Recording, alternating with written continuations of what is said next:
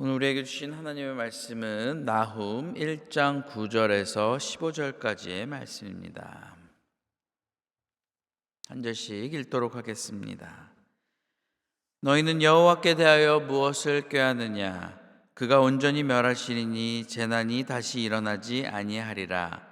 가시덤불같이 엉클어졌고 술 마신 것 같이 취한 그들은 마른 지푸라기 같이 모두 탈 것이거늘 여호와께 악을 꾀하는 한 사람이 너희 중에서 나와서 사악한 것을 권하는도다.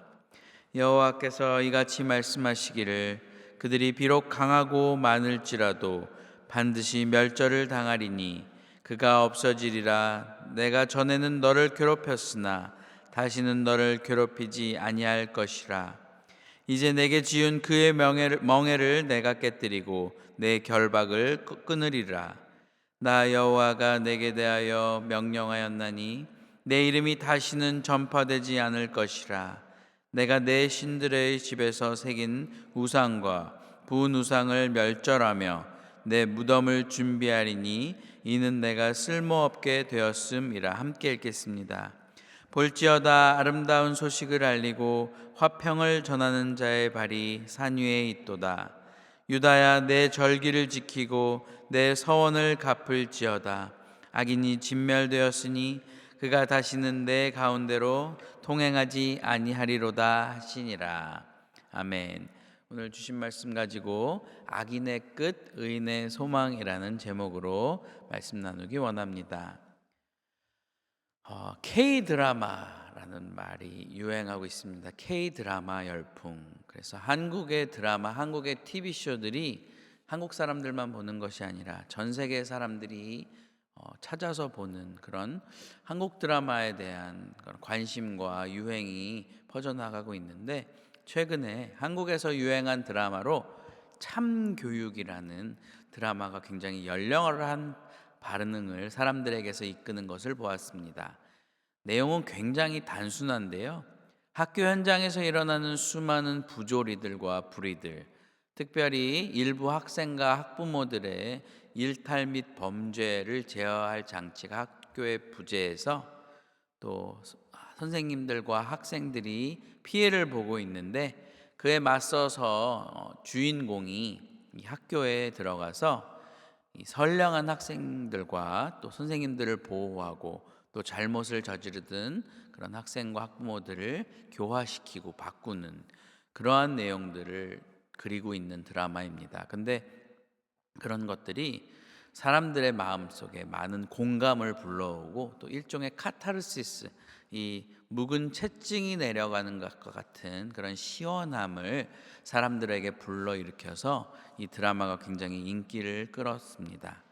우리가 잘 아는 권선징악, 선한 사람들이 상을 받고 또 악한 사람들이 징계를 받는다, 이러한 어떤 인간이 가지고 있는 바램들이 이 한국에서 굉장히 호응을 많이 불러오고 있는데, 한국에서는 이런 현상들을 사이다라고 표현한다고 합니다. 아마 청량음료처럼 톡 쏘면서도 좀 거침없고 또 시원하게 문제들이 해결해주는 느낌을 보면서 마치 사이다를 마신 것 같이 좀 가슴이 시원해진다, 청량음료를 마시면서 느끼는 그런 청량함을 느끼는 것 같아서 그런 현상을 사이다라고 표현을 한다는 것입니다.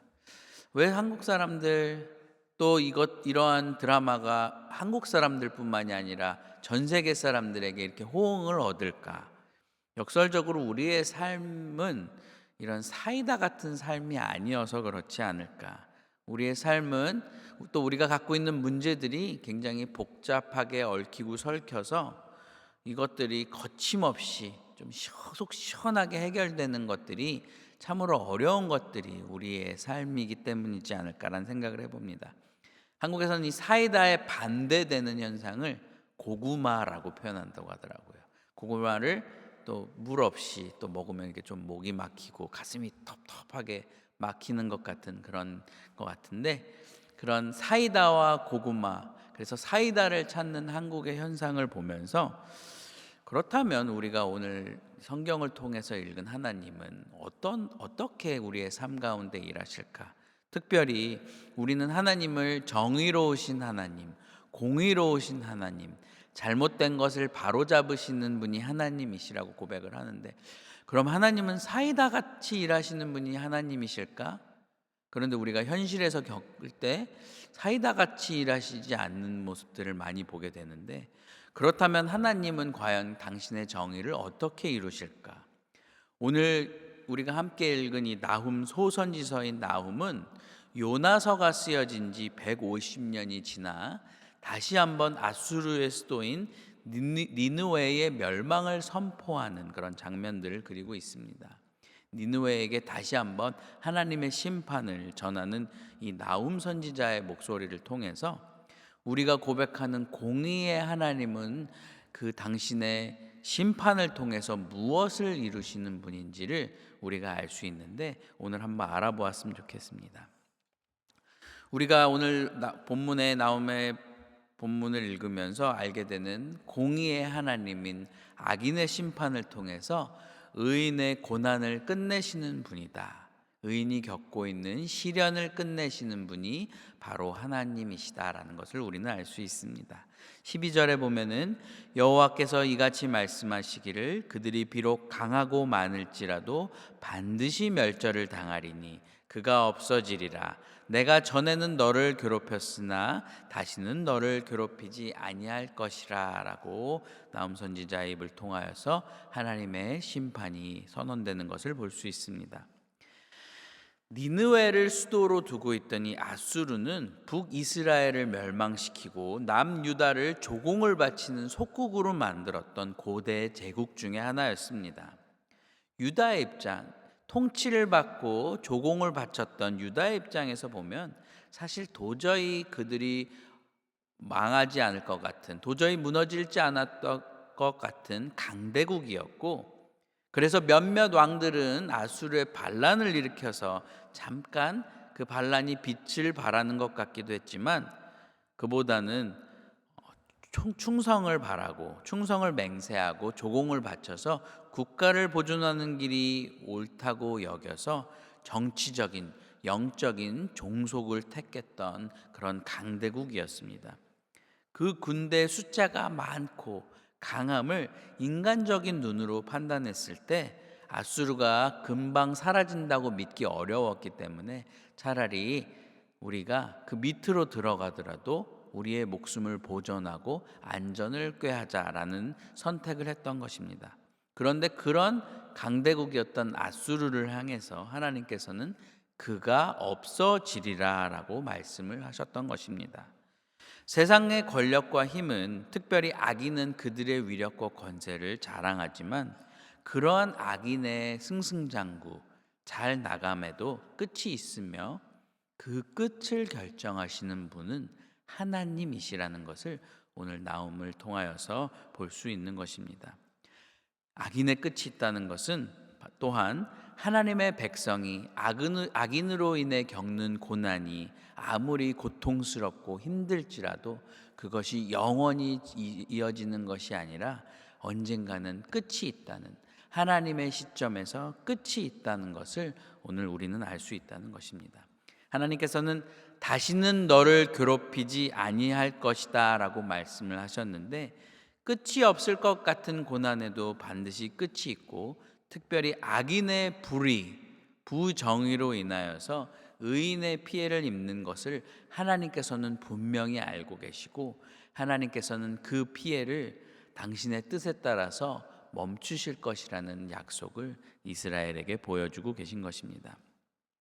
우리가 세상을 살아가다 보면은 사실 우리를 괴롭히는 문제가 너무 크고 강해서 도저히 사라지지 않을 것처럼 보일 때가 많습니다. 그런데 공의의 하나님을 믿는 우리는 먼저 문제가 우리의 인생을 영원히 지배할 수 없다는 것을 우리의 입술로 고백해야 한다는 것입니다. 왜냐하면 하나님께서는 그 시작과 끝을 알고 계시기 때문입니다. 하나님은 하나님의 때에 반드시 우리의 무거운 멍에에서 우리를 해방시키실 것이라는 것을 우리는 믿고 고백해야 한다는 것입니다. 오늘 하루 우리의 문제에 직접 개입하셔서 당신의 계획대로 우리의 고난을 끝내시는 하나님과 하나님의 역사를 발견하는 그러한 하루가 되시기를 간절히 기도합니다. 우리 나훔서를 통해서 또 하나 발견하게 되는 하나님의 심판, 특별히 악인의 심판을 통해서 우리가 알게 되는 것은 하나님은 반드시 잘못된 것을 바로잡고 굽은 것을 곧게 하시는 분이라는 것을 알 수 있습니다. 14절을 보면은 나 여호와가 내게 대하여 명령하였나니 내 이름이 다시는 전파되지 않을 것이라. 내가 내 신들의 집에서 새긴 우상과 부은 우상을 멸절하며 내 무덤을 준비하리니 이는 내가 쓸모없게 되었음이라. 아수르를 대상으로 선포되는 이것들을 보면은 그동안 아수르가 자신의 이름과 또 자신의 명예와 권세를 휘두르면서 마치 그들의 권세가 영원할 것처럼 행동했음을 알 수 있습니다. 영어 표현 중에 너무 갑자기 높은 위치에 오르거나 또 큰 힘을 얻어서 주인 사람들에게 함부로 대하다가 신망을 잃었던 이들이 하는 표현 중에 이런 표현이 있더라고요. I let my power go to my head. 그러니까 아마 권력이 자기를 사로잡아서 내 자신을 잃어버리고 그 권력이 나를 지배했다. 뭐 이런 정도의 표현이었던 것 같습니다. 혹은 I lost touch with the people around me. 그래서 내 주위의 사람들의 그런 가까웠던 나의 좋은 사람들과의 뭔가 그런 가까움을 잃어버리고 권력에 취해서 사람들을 보지 못했다라는 표현들인 것 같습니다. 그런데 하나님께서는 아무리 위대하고 강할 것 같은 그 이름도 영원히 이어지지 않는다고 말씀을 하십니다. 특별히 그 권세를 지키기 위해서 그 권력을 유지하기 위해서 의지했던 우상도 하나님께서는 무너뜨리시는 분이시고 자랑하던 명성과 권력도 그것을 기반으로 하고 있는 우상이 무너졌을 때 하나님께서는 그러한 막강한 권력도 무너지게 하시는 분이 하나님이시라는 것입니다. 우리 악인들의 모습을 보면은 그들이 하는 가장 큰 착각이 현재의 힘이 영원히 유지될 것이다 라는 그런 착각을 하는 것을 우리가 역사를 통하여서도 또 우리가 살고 있는 실제 사회 가운데에서도 그런 모습들을 보게 되는 것 같습니다.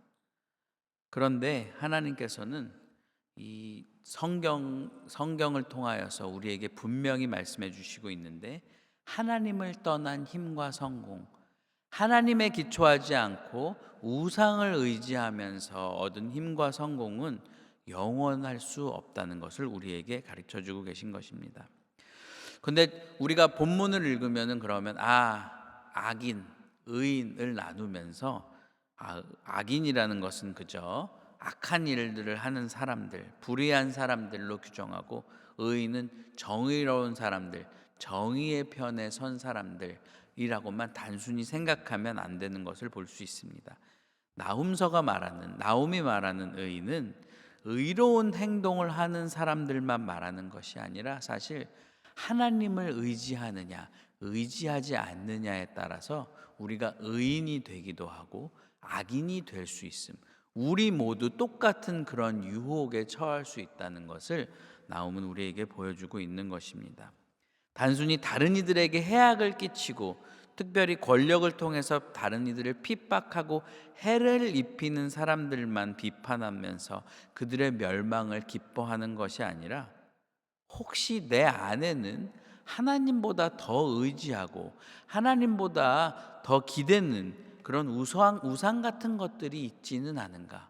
혹시 세상에서 살아가면서 성공과 명예를 얻기 위해서 하나님이 아닌 다른 것을 기초하고 의지하지 않는가를 나훔서는 우리에게 보여주고 있는 것입니다. 하나님께서는 그렇게 잘못된 것을 바로 당신의 심판을 통해서 바로 잡으시는 분이 하나님이시라는 것입니다. 우리가 시계나 전자제품들을 사시면은 이게 배터리로 구동되는 경우에는 그리고 심지어는 파워를 꽂아서 구동되는 경우에도 이 조금씩 조금씩 이것들이 예전에 정확했던 것들을 잃어버리는 경우들을 볼 수 있습니다. 그럴 때 어떻게 하죠? 다시 시계도 원래 시간에 맞춰서 맞추고, 작동하지 않는 전자기기도 조금 수리를 해서 원래처럼 작동할 수 있도록 조정을 하고, 또 그것들을 원래 상태로 돌려놓으려고 하고 있습니다.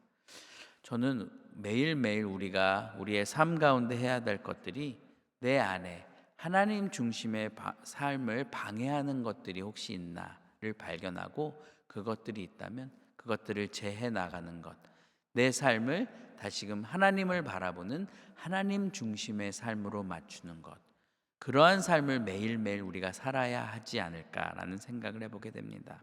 오늘 하루 온전히 하나님을 의지하며 온전히 하나님을 바라보며 우리의 삶을 하나님의 중심에 맞추는 그러한 복된 삶을 살아가는 우리 모두가 되기를 기도합니다. 마지막으로, 하나님은 악인의 심판을 통해서 무엇을 이루시는가? 당신의 백성이 새로운 시작을 하도록 도와주신다는 것입니다. 그것이 15절에 나와 있는데, 볼지어다 아름다운 소식을 알리고 화평을 전하는 자의 발이 산 위에 있도다. 유다야, 내 절기를 지키고 내 서원을 갚을지어다. 악인이 진멸되었으니 그가 다시는 내 가운데로 통행하지 아니하리로다 하시니라. 아수르의 멸망은 단순히 그들을 다스리던 나라가 패배하고 없어졌다는 소식이 아니었습니다. 그것은 억압받던 유다에게 평화가 돌아온다는 복음이었습니다. 이제 유다는 다시 그 복음의 상태로 돌아가서 절기를 지키고 하나님께 서원한 것을 갚으며 예배를 드릴 수 있는 그런 상태로 돌아온다는 것입니다. 하나님께서 악인을 심판하시고 의인에게 구원을 주시는 이유가 무엇일까?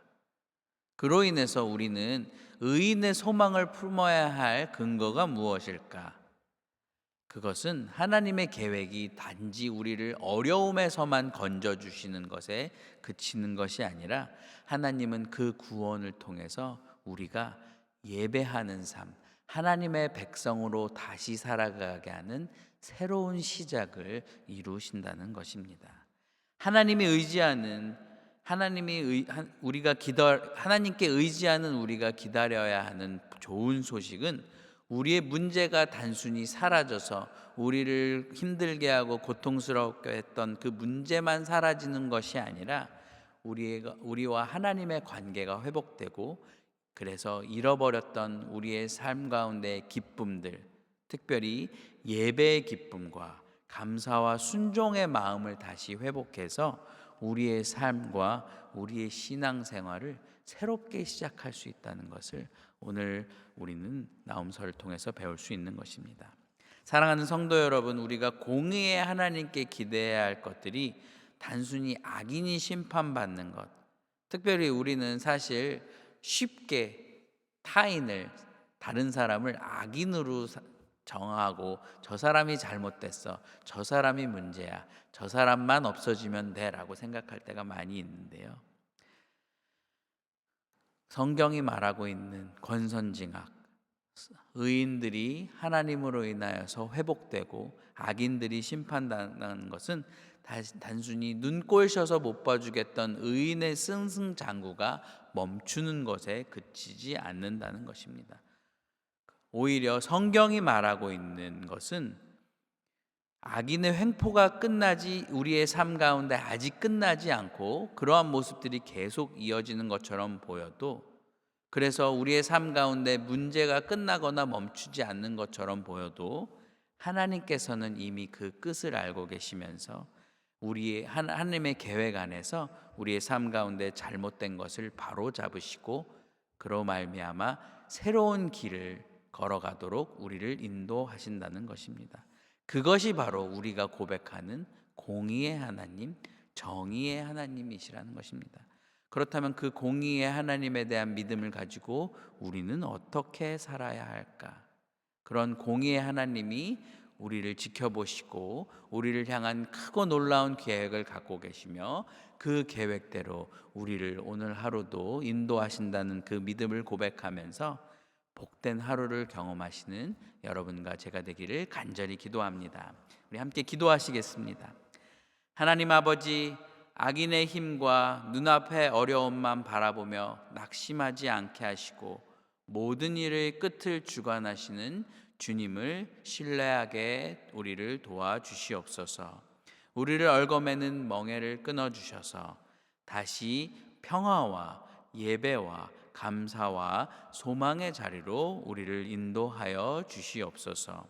오늘도 구원의 좋은 소식을 믿으며 소망 가운데 살아가는 우리 모두가 되도록 우리의 발걸음을 인도하여 주시옵소서. 이 모든 말씀 살아계신 예수 그리스도의 이름으로 기도합니다.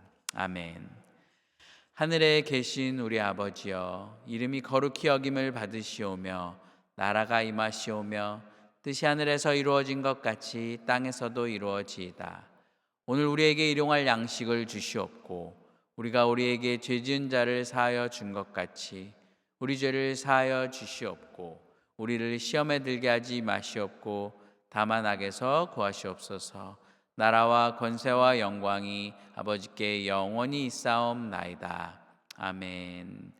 우리의 중심을 하나님의 중심으로 맞추는 이 새벽 시간 더불어서 다음에 기도 제목으로 함께 기도해 주시면 감사하겠습니다.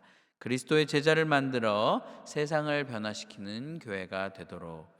또 이제 내일 우리 아이들을 위한 2026년 성경학교 VBS가 열립니다. 우리 아이들의 믿음과 성장이 자라나는 은혜의 시간 될 수 있도록, 또 안전한 시간 될 수 있도록 기도해 주시면 감사하겠습니다.